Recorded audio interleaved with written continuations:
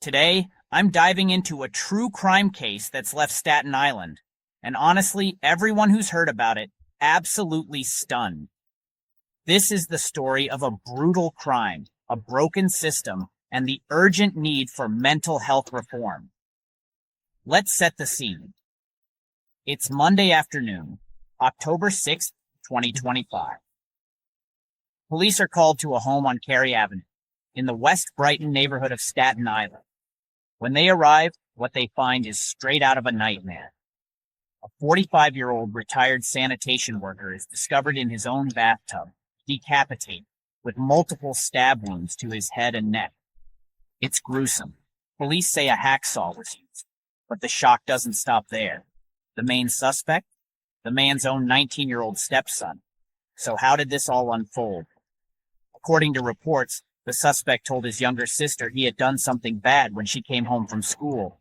Next thing you know, investigators are taking him into custody. But the backstory here is just as heartbreaking as the crime itself. Friends and neighbors describe the stepson as having a long history of mental illness, possibly schizophrenia. The property manager had apparently raised concerns before. Even friends of the victim, Louis and Donna Ortiz, say the city's mental health system failed both the suspect and the man who lost his life.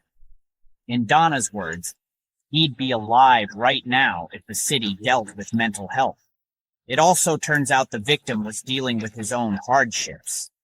Forced to retire from the Department of Sanitation due to severe vision loss, he was already struggling. The tragedy seems like a collision of untreated mental illness and a system stretched way too thin. Now, police haven't released a motive. Charges are still pending, but as the investigation continues, the community is left searching for answers.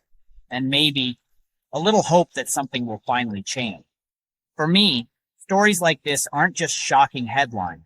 They're a gut check. We often talk about true crime in terms of mystery and suspense, but sometimes it's a painful reminder that real people get caught in the cracks of systems that aren't working. So, what do you think? Is this tragedy a wake-up call for mental health care? Should cities do more to prevent stories like this from repeating? Let me know in the comments. Thanks for watching. If you want more deep dives into cases that matter, hit subscribe and take care of yourselves and each other.